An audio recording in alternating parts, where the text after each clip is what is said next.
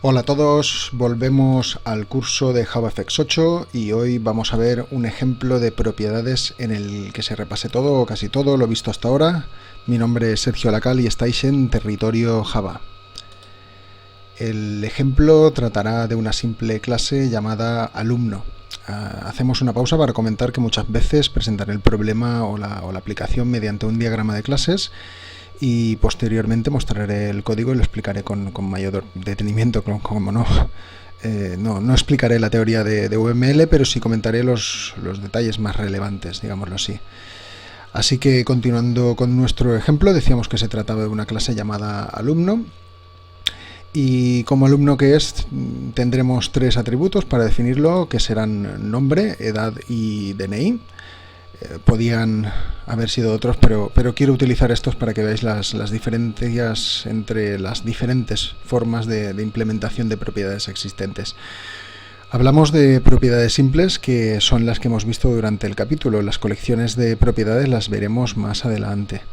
Vemos que el nombre corresponde a una string property, la edad a una integer property y el DNI lo hemos definido mediante la clase readOnlyStringWrapper, que, como veis entre corchetes, lo hemos definido con la nomenclatura de UML. Se trata de una propiedad de solo lectura. Definidas las propiedades o atributos, pasamos a los constructores de la clase alumno. Observamos que hemos definido dos constructores. El primero se trata del constructor por defecto, que todos conocemos, y el segundo está sobrecargado, de manera que podemos asignar un valor a todos los atributos disponibles. Eso sí, notad que no le llegan propiedades, sino valores de tipos de datos estándar de Java, como un string o el tipo de dato int. A continuación empezamos a definir los setters y getters de las propiedades, en este caso de la propiedad nombre. En esta parte vamos a comentar unos detalles, tres detalles. El primero es que, a diferencia de los atributos de Java estándar, en JavaFX definimos un setter y dos getters, de manera que tendremos los típicos métodos que habrían en una clase de Java, el get y el set, más un getter que sirve para devolver la propiedad con la que trabajamos, en este caso un string property. El segundo detalle es la forma de declarar el getter para la property. Claro, vemos que la definición o nomenclatura consta del nombre de la propiedad, en este caso nombre, seguido por la palabra property, con la primera P en mayúscula. Vemos que sigue la norma Lower Camel Case, creo que se llama. Y devuelve el tipo de dato de la propiedad, en este caso string property. El tercer detalle de la declaración consiste en una restricción de tipo final. Esto se traduce mediante la palabra reservada en un UML frozen, que está, como veis, entre corchetes. Puesto que frozen significa final, sabremos que se tratarán de métodos que no puedes reemplazarlo u ocultarlo a otras subclases, puesto que solo se asignan una vez.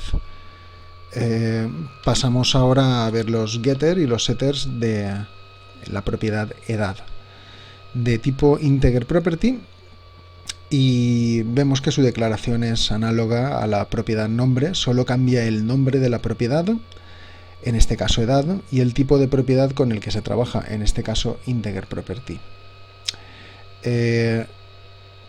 Por lo que no hay mucho más que decir, la verdad, solo notad la diferencia al tratar una propiedad de tipo diferente.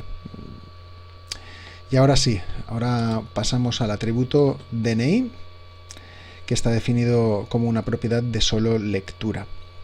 En este punto vemos que solo hay dos métodos correspondientes al típico getter que conocemos de Java estándar y el getter de la propiedad.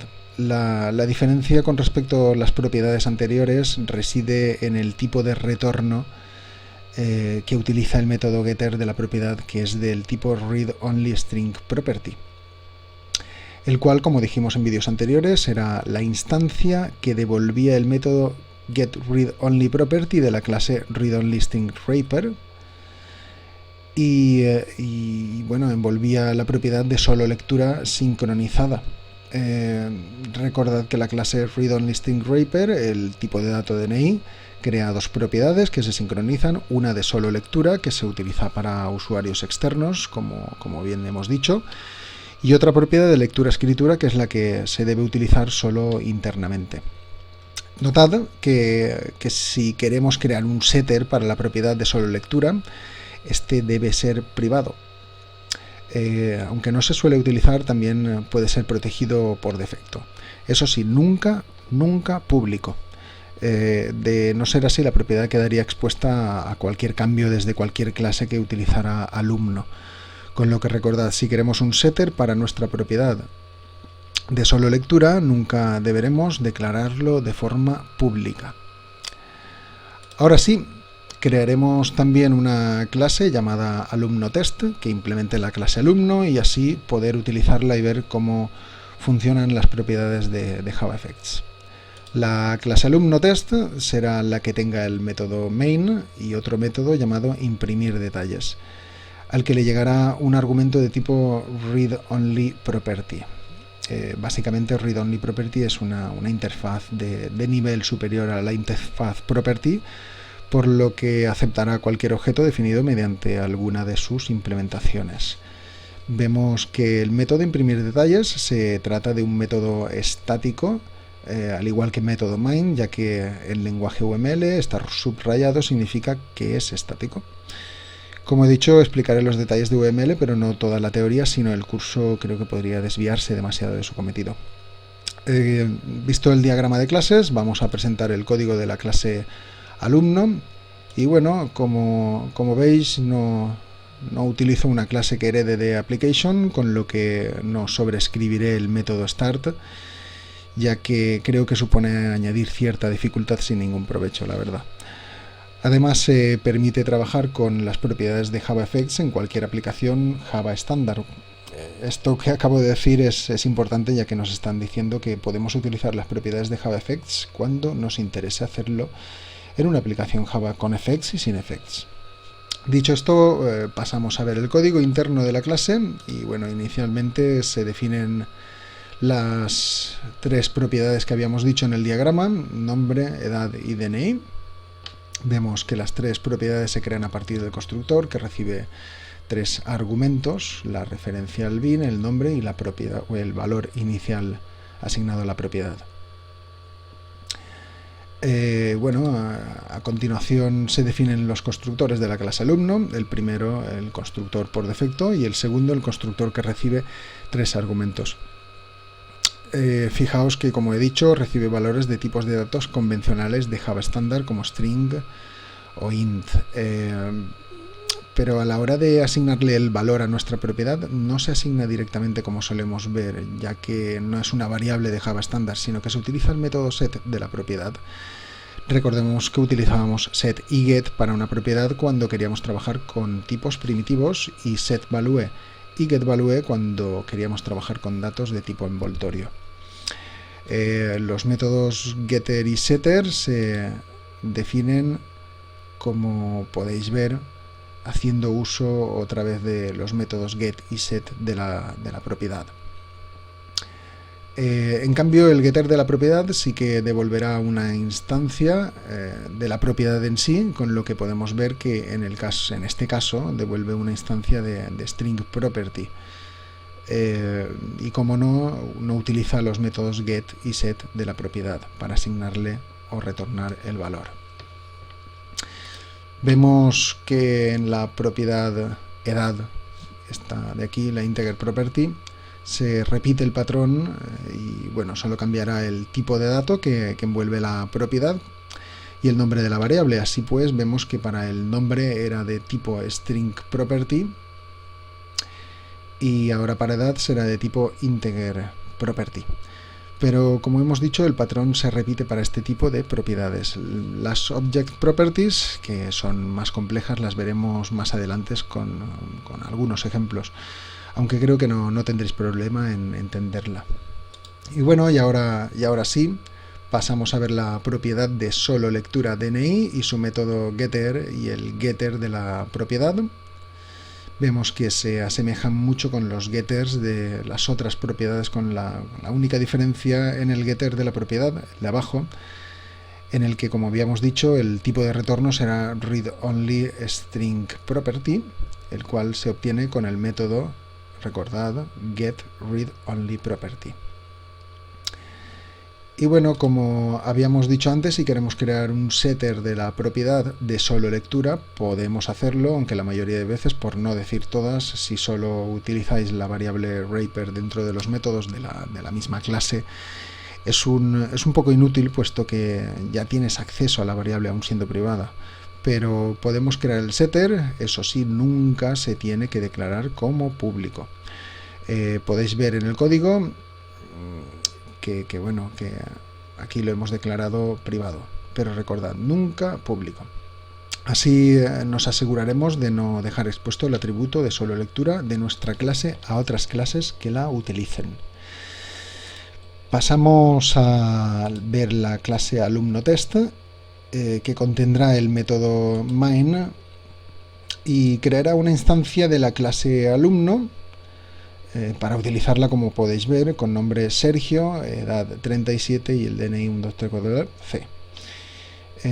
Imprimimos los detalles de las diferentes propiedades del objeto alumno y bueno, veremos al final de la clase el método imprimir detalles, aunque se puede intuir para qué servirá. Posteriormente modificamos los datos, nombre y edad, puesto que son los únicos accesibles, y vuelvo a imprimir los detalles de las propiedades del objeto alumno. El método imprimir detalles será un método estático que recibirá un objeto del tipo readOnlyProperty o cualquiera de sus subclases. No sé si mostré el árbol de clases al principio del tema, pero básicamente la clase readOnlyProperty es una superclase de algunas que hemos visto y por lo tanto podemos enviarle tanto una string property, integer property o readOnly string property, que son el tipo de propiedad que devolverían, sí, eso es string property, integer property y el readOnly string property. Así que volviendo, que me enrollo, volviendo al método imprimir detalles, podemos ver que hemos definido tres variables de método para recibir los diferentes argumentos que admite la propiedad. En este caso, nombre, valor y la referencia al bin que lo contiene. A continuación, definimos una variable string que contendrá el nombre de la clase del bin y, como podemos leer en la condición, si la variable es igual a nula, eso significa que no existe instancia de dicha variable, pues nada, se le asignará la cadena null y a la variable nombre clase del bin, y de no ser así obtendremos el nombre de la clase del bin de forma simple mediante el método getSimpleName, obteniendo el nombre de la clase a partir de getClass. La siguiente variable será una cadena que contendrá el tipo de la propiedad del bin. Fijaos que ahora no le pido, aquí lo podéis ver, esta P y aquí este bin, no le pido que me dé el nombre de la clase que lo contiene, que será alumno, sino que le pido directamente el nombre de la clase que instancia la propiedad. En este caso, ¿qué tipo de clase le estoy pidiendo? Pues si es una simple integer property, una simple doble property, read-only integer wrapper. En este caso serían del tipo simple string property para nombre, simple integer property para edad y read-only string wrapper para DNI. Perdón, una read-only property para DNI, una read-only property. Y bueno, y a continuación imprimo los detalles concatenándolos entre ellos de forma ordenada, como podéis leer en el código. Primero el tipo de propiedad del bin, después el nombre de la propiedad y el nombre de la clase que contiene dicha propiedad y el valor que la contiene. ¿Y qué obtenemos como resultado? Pues bien, si pulsamos ejecutar la aplicación, obtenemos primero los valores añadidos en el constructor del objeto alumno, que serán Sergio, 37 y un 230 tal. Fijaos que vamos, nos da el tipo de propiedad del bin, después el nombre de la propiedad y a continuación el nombre de la clase que contiene el bin y el valor asignado de dicho bin. A continuación modificamos las propiedades, solo las que podemos, pues DNI no tiene setter público en la clase alumno, ya que es de solo lectura para la clase alumno test. Y vemos como las propiedades nombre y edad se han visto modificadas. Como podéis ver, es un ejemplo simple, pero nos enseña el uso de cualquier propiedad dentro de una clase. Y bueno, espero que con este ejemplo haya quedado todo bien claro, y con esto termina el vídeo de hoy. No olvidéis pincharle al like si os ha gustado y hasta la próxima entrega. Nos vemos en Territorio Java. Muchas gracias.